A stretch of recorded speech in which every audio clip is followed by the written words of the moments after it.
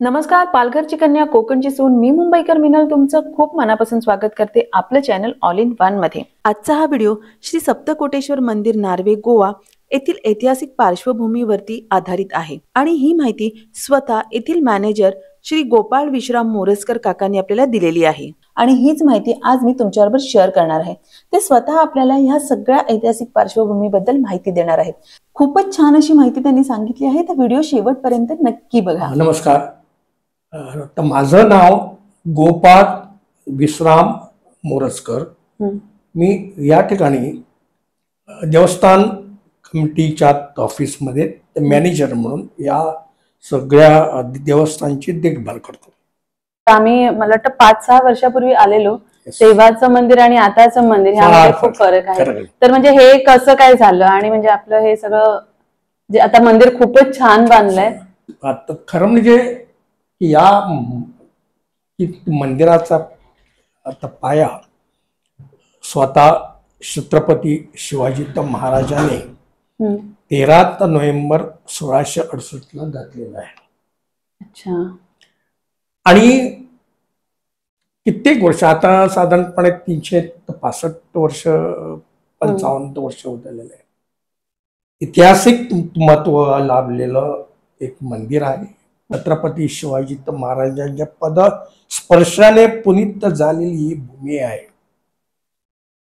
आणि यावर जे सरकारचं म्हणा किंवा बाकीचं लक्ष जायला हवं होतं, त्या पद्धतीनं इथं काम झालेलं नव्हतं।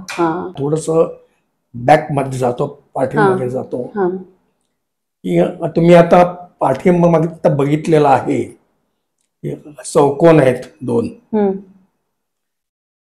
तर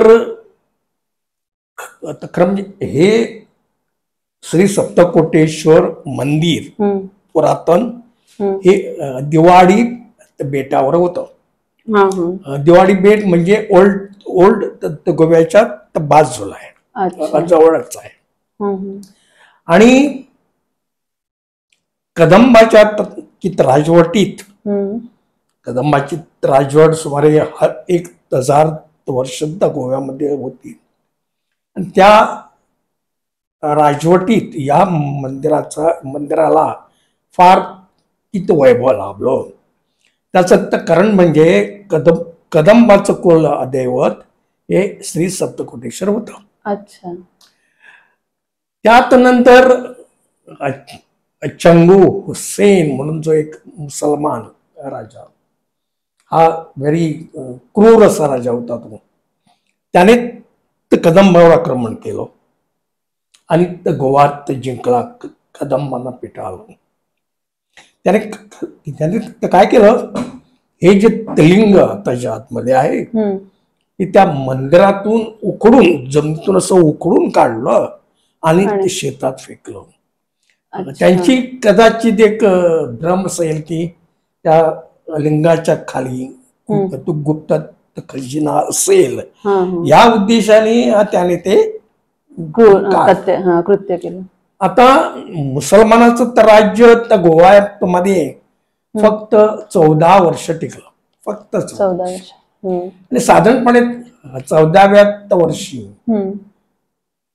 विजयानगरचे राजे हरिहरन यांचे मंत्री, त्याने मुसलमानावर आक्रमण केलं आणि मुसलमानांना, आता ते हिंदू राजा असल्यामुळे साहजिकच त्यांचा पहिला जो हे होता प्रेफरन्स, तो त्याने जे ते लिंग ते शेतात फेकलं गेलं होतं, त्या लिंगाची पुनर्स्थापना त्याच मंदिरात विधीनुसार पार पाडली। त्याच्यात नंतर परत 1000 वर्ष गेली आणि 1520 मध्ये पोर्तुगीजांनी गोव्यावर आक्रमण केलं। त्या काळी पोर्तुगीजांना संपूर्ण गोवा घेता आला नाही। जो साऊथ गोवा होता, जो आमची मांडवी नदी, त्याच्या पलीकडचा भाग त्याने घेतला। पण हा भाग जो होता, 3 तालुके जे डिचोली, सत्तरी आणि ते पेडणे म्हणतो आपण त्याला, ते आदिलशहाच्या याच्यामध्ये होतं अठ्ठ्याहत्तर. इथं मुसलमानाचं राज्य त्यावेळेला. सो पोर्तुगीज तिकडे, मुसलमानाचं राज्य इकडे. तर 1520 ते 1530 पोर्तुगीज शांत राहिले. पण 1530 नंतर त्याने आपलं खरं स्वरूप दाखवायला सुरुवात केली. त्यांचा उद्देश तर गोव्यामध्ये येण्याचा दोन होता. एक म्हणजे व्यापार उद्योग आणि दुसरं म्हणजे धर्माचा प्रसार. आता मुसलमानात सारखेच हे सुद्धा पोर्तुगीज ख्रिश्चनिटीवर धर्म वेडेच होते. पोर्तुगीजांनी सुरुवातच तशी केली की सर्व हिंदू मंदिराची तोडफोड केली, देवदेवतांची विटंबना केली, तोडफोड केली, विटंबना केली. आता आमचं जे मंदिर होतं दिवाळीला, फार सुंदर मंदिर, ते त्याने पाडलं. लिंग परत मुसलमानासारखं तर मुळात सकट उपटून काढलं आणि विहिरीच्या कठड्यावर ठेवलं. आणि ते सगळेच त्याने मंदिरं तोडली आणि चर्चेस बनवल्या. आणि महत्वाचा भाग म्हणजे त्याने धर्मांतर करायला सुरुवात केली. असं धर्मांतर की फोर्सिबली. आता त्याने काही धर्मांतर लाचलुचपत देऊन म्हणजे पैसारखं देऊन केले, काही धर्मांतर त्याने फोर्सिबली केली, आणि काही धर्मांतर ते करू शकले नाहीत. कारण लोकांची प्रबळ इच्छा धर्म वाचवण्याची. त्यामुळे ते काय देवता जे काय सापडले ते घेऊन घरदार सोडून काही तर महाराष्ट्रामध्ये तर पळाले, तर काही कर्नाटकमध्ये पळाले आणि तिकडे ते स्ट्राईक झाले. आता त्या काळातलं जे मंदिर तोडलंच आहे, आता तिथं काही नाही अवशेष. पण ही जी मंदिरासमोर जी तलाव आहे, हा मंदिरासमोर त्या तिकडचं नाही, त्या मंदिराच्या तलाव आहे तो. इन आर्किटेक्चरल व्ह्यूज, आता आपण जर most of the parties are demolish, तो गेला. थोडासा जो हा भाग इकडे आहे त्याच्यात तरुण त्यात वेळची कला, खुसर, आर्ट आणि आर्किटेक्चर किती शान असेल याची आपल्याला तरी कल्पना येते. तर त्याच्या या धर्मांतराच्या सगळ्यात गोष्टी पेशवा महाराजांच्या कानावर गेल्या. इथं लोकांवर अन्याय होतो आहे, तर काही स्वातंत्र्य नाहीये, देवादेवाची विटंबना होत आहे आणि फोर्सिबली धर्मांतर. महाराजांना वाटत होतं की ते गोवा स्वतंत्र झाला पाहिजे. त्या अनुषंगाने त्याच्यात पूर्वी ते लिंग जे तिथं शेतात टाकलं होतं, एकेत रात्री एक नारायणराव सरदेसाई म्हणून इकडे ग्रस्त होते. त्यांच्यात तर स्वप्नात श्री सप्तकोटेश्वर आले आणि सांगितलं की तुम्हाला इकडून घेऊन चला. आता पोर्तुगीजांनी हात टाकले, ते पोर्तुगीजाचे जे सैनिक होते ते आसपास होते आणि ओल्ड गोवा हा पोर्तुगीजांचा मुख्यालय त्या काळचा होता. आणि ओल्ड गोवा आणि आपलं हे मंदिर दिवाडी बेट 7-8 किलोमीटर अंतरावर आहे, इतकं जवळ आहे ते. त्याने तर काय ते केलं, आणणं म्हणजे तर जोखीम, पकडलं ते गेले तर गेले. याने काय केलं, एक टीम तर बनवली आणि रात्रीच तोडून आणलं ते लिंग. इथून शॉर्टकट आहे तिकडे जायला. साधारणपणे या ठिकाणाहून 8-10 किलोमीटरवर आपण त्या मंदिरात पोचतो. एक तर मध्ये रिव्हर आहे नार्वेची, त्याने आणलं ते, आणि आणलं डायरेक्टली इकडे नाही आणलं त्याने. आणून डिचोली त्या गावापासून एक 6 किलोमीटर अंतरावर एका मंदिरात 3 वर्ष लपवून ठेवलं आणि 3 वर्षानंतर ते या ठिकाणी आणलं आणि या अग्र शाळेच्या पाठीत मागे आता साहेबांनी मला तर विचारलं की पाठीमागे त्यात चौकटीत काय होतं. तर एका चौकटीत उजव्या बाजूच्या चौकटीत या लिंगाची स्थापना केली होती आणि डाव्या बाजूच्या चौकटीत श्री भगवती देवीची स्थापना केली. श्री भगवती देवी म्हणजे महादेवांची बायको. त्याच काळात महाराज त्यांच्या कानावर या गोष्टी गेल्याच होत्या.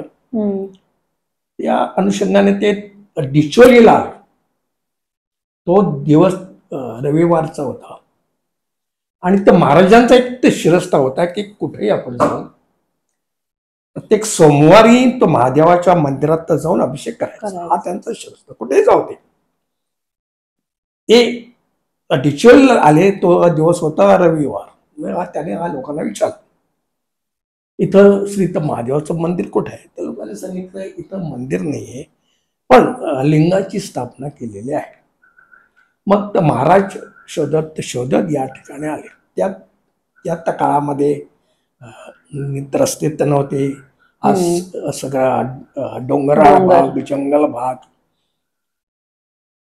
आणि इथं आले ते आणि महाराजांनी त्या ठिकाणी अभिषेक केला. अभिषेक केल्याच्या नंतर तर महाराज पुटपुटले, देव तर भिजतो आहे, देवाला शप्पर पाहिजे. इथं महाराज फार बुद्धिवंत हुशार.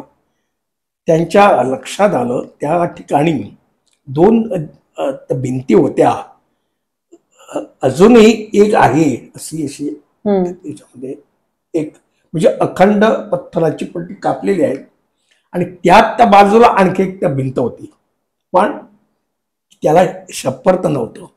म्हणजे तो महाराजांनी तर विचार तर केला असेल की आत्ता जर याला शप्पर नाही तर पावसाळ्यात पाणी होणार, देवावर पाणी पडणार, देव तर भिजणार.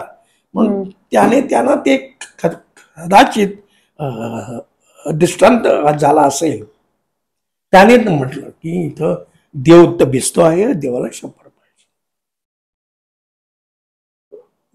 तिथं महाराजांचं पूर्ण म्हणजे तो विचार होता की ते गोवा स्वतंत्र करायचा. मंदिर तर बांधायचा जो विषय आहे तो तर नंतर आला पण मूळ त्यांचा विषय होता, त्यांची तर मोहीम होती ती गोवा स्वतंत्र करायची. त्या अनुषंगाने महाराजांनी आपले काही शिपाई आणि निवडक शिपाई तिथे विषांतर करून उलट गोव्याला पसरले आणि माहिती त्यांच्याकडून काढायची की महाराजांना पूर्ण ठाऊक होतं की आपण समोरासमोर पोर्तुगीजांशी युद्ध करू शकणार नाही. कारण पोर्तुगीज अल्माराशी जो अत्याधुनिक शस्त्रसाठा होता आणि त्यांच्या समोर आमचा निभाव नाही लागणार. मग आपल्याला गनिमी काव्याने पोर्तुगीजांना इथून हलवायचं आहे अशा विचाराने महाराजांनी तो हे केला. आणि आता तुम्ही तर बघितलं असेल की मला माहित नाही की यात गर्भत कोडीच्या पाठीमागे जी गर्भत कोड आहे ती सिंगल स्टोन एका पत्थराची खालपासून ती वरपर्यंत आहे.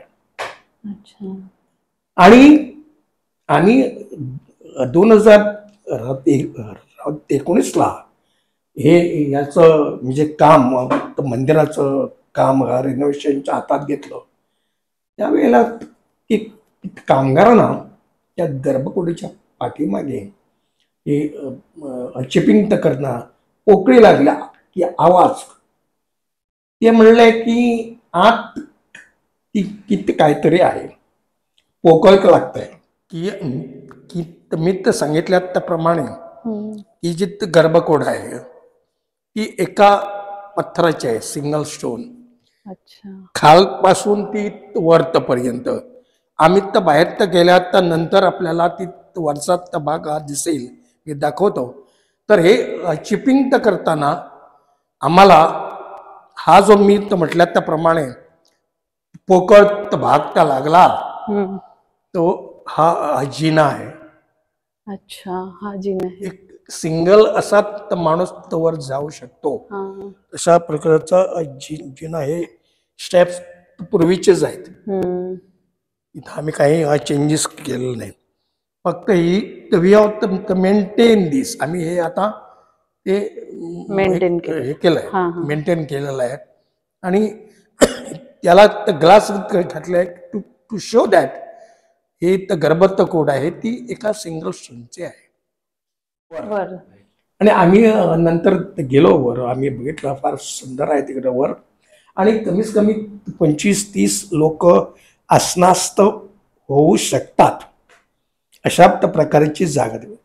कदाचित आम्ही तसं म्हणू की तर महाराजांची मोहीम होती तिथं गोवा तर स्वतंत्र करायची. तिथं महाराजांनी आपली काही माणसं अशी ते पेरली होती विषयांतर करून. कदाचित म्हणजे गुप्त बैठकात घेण्यासाठी या जागेची ते निवड केली असण्याचा स्थापना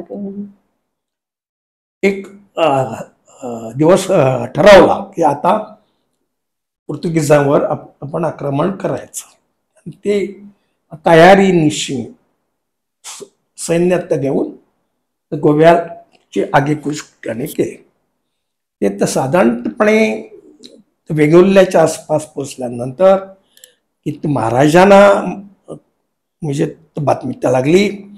आम्ही जी लोक गोव्यामध्ये ओल्ड गोव्यामध्ये पसरली ती वेषांतर करून त्या सगळ्यांना पकडण्यात आलेलं आहे. आणि पोर्तुगीजांना ठाऊक झाला आहे की महाराज आक्रमण करण्यासाठी निघाले. त्यामुळे महाराजांनी आपला बेत हे केला आणि ते या ठिकाणी आले. या ठिकाणी आल्यानंतर त्याने ते 13 नोव्हेंबर 1668 ला आणि या मंदिराचा स्वहस्ते पाया घातला.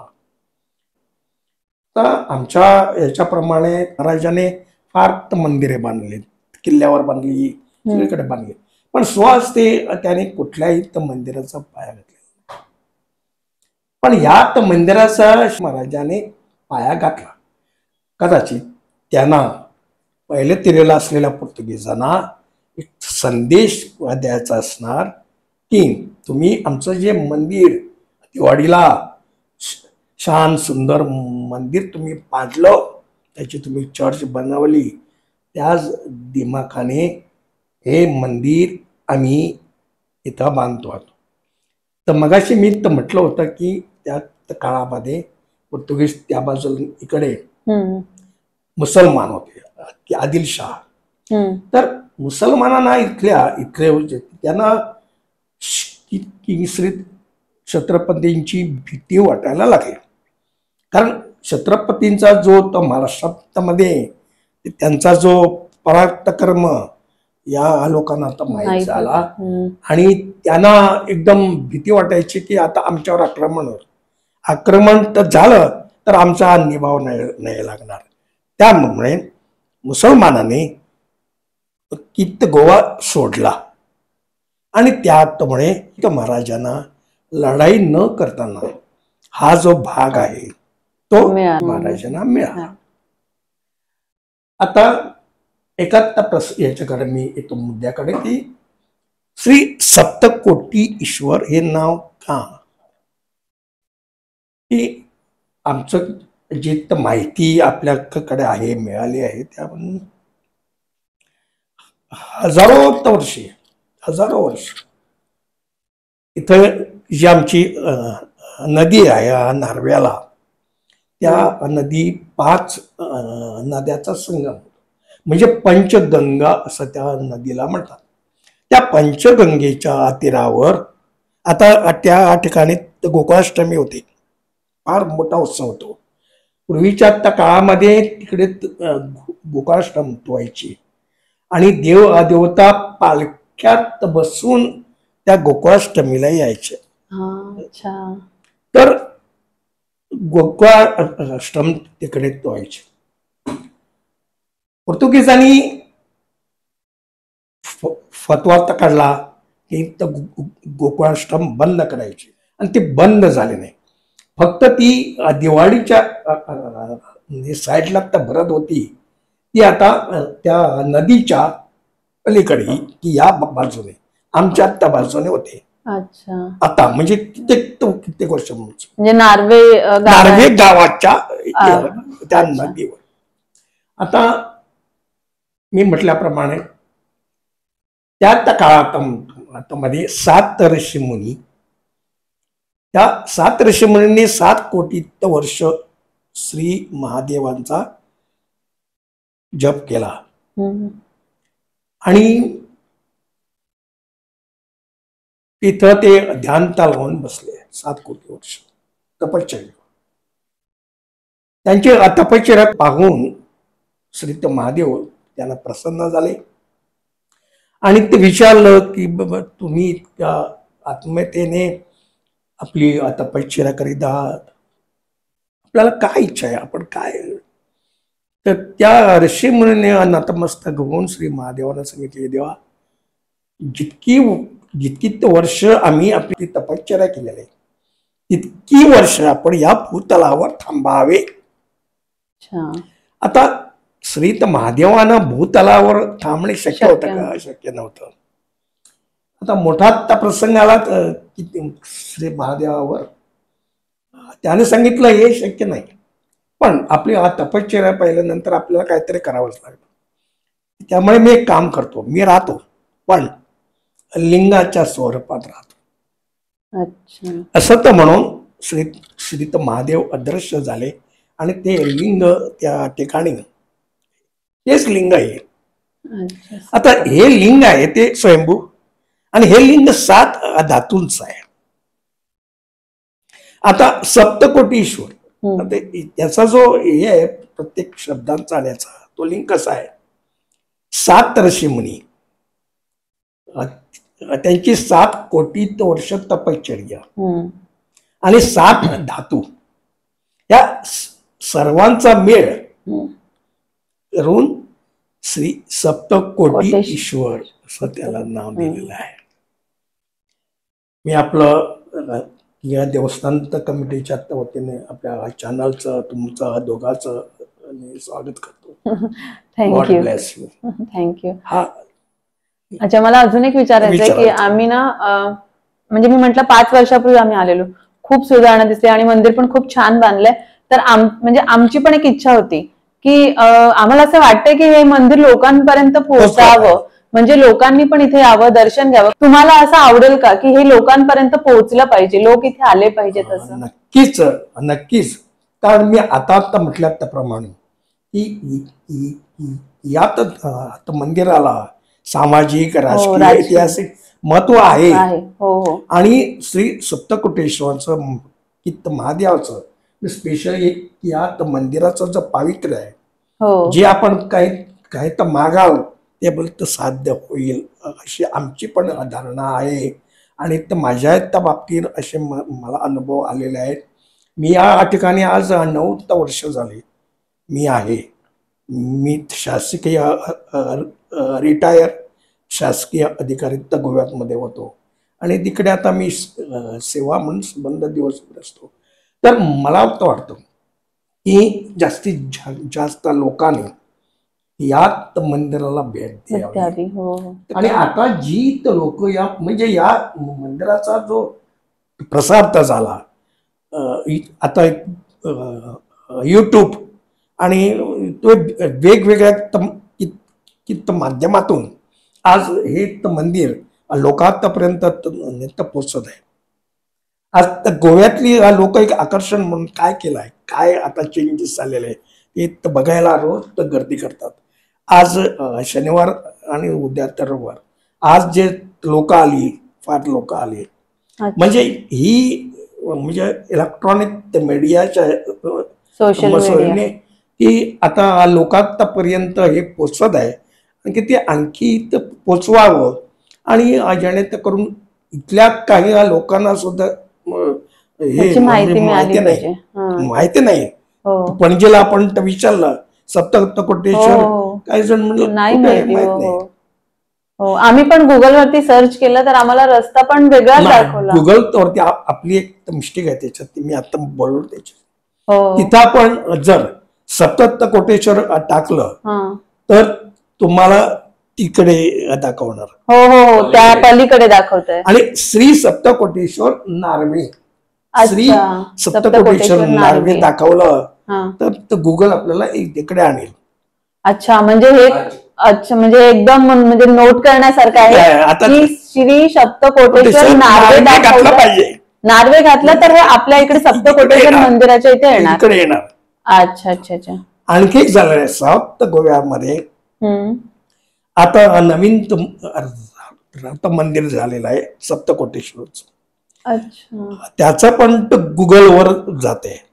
अच्छा अच्छा. मग त्याचं म्हणजे पण आपलं श्री सप्तकोटेश्वर नार्वे सांगितलं तर म्हणजे इकडे येणार ना. नाहीतर ते टाकलं तर नाही तर गुगल आपल्याला फिरवत. म्हणजे तिकडे मग साऊथला काही लोक तर साऊथला तर जातात आणि हे नाही आपलं मंदिर, मग तिकडे येतात. मला ना म्हणजे आम्ही असं बघितलं तर पूर्ण हे गाव पण खूप सुंदर आहे. तर आपल्या इकडे म्हणजे समजा आले तर इकडे आजूबाजूला कुठे म्हणजे कुठे काही सोय आहे का म्हणजे राहण्याची? 4 भक्त निवास आहेत. ते जुने होते. ओके. आता आम्ही म्हणजे त्याला म्हणजे नवीन साज देतो आहे. म्हणजे जस्ट लाईक ए प्रोफेशनल. आपण जर 3 स्टार हॉटेलमध्ये गेला अशा प्रकारची सोय मंदिर तर झालं. त्यामुळे लोक येतात पण त्या मानाने सोय नाही इकडे. तर आता इकडे आमची परिस्थिती अशी आहे की टॉयलेट फॅसिलिटीज नाही. मग आम्ही आता ते बांधकाम तर चालू आहे. हे जे वॉशरूम्स आहेत म्हणून आम्ही जो बोर्ड बांधलेला आहे त्याच्यात पाठीत मागे आम्ही तो वॉशरूम बनवतो आहेत. WC टॉयलेट आणि लेडीज आणि जेंट्स. सध्या आम्ही तो जो फ्लॅट आहे तो आम्ही लोकांना तो वॉशरूम म्हणून तिकडे पाठवतो. आता जेवणाची सोय म्हटलं तर ते हॉटेल आहे आणि ते ना सांगितलं तर ते करून देतात. अच्छा, म्हणजे किंवा आजूच्या बाजूला तिथं पण हॉटेल आहे. त्यांना सांगितलं तर करून देतात. आता अकोमोडेशन म्हटलं तर एका महिन्याच्या आतमध्ये आमचे रूम होतील आणि ते सगळे रूम काय एकदमच तर भरत नाही. एक दोन तर खाली असतात. त्यामुळे अकोमोडेशनचा काय प्रश्न नाही. तिकडे 4 मग हा एक रूम तर मिळेल. तर आम्ही म्हणजे तशी परिस्थिती आली सुद्धा तर आम्ही ऑफिस मध्ये तिकडे आम्ही हे करून देतो. अच्छा, इकडे पण. म्हणजे आता समजा कोणतरी आलंच आणि काय होतंय कोणतरी रिक्षात घेऊन येतात किंवा टॅक्सी घेऊन येतात आणि ते सोडतात. टॅक्सी सोडतात, रिक्षा सोडतात आणि मग आम्ही सांगितलं अरे रूम नाही किंवा रूम तर फुल आहे. जाणार कसे ते आणि जायला इथं काही सोयी नाही आहेत. इथं येणं म्हणजे मुश्किल आहे.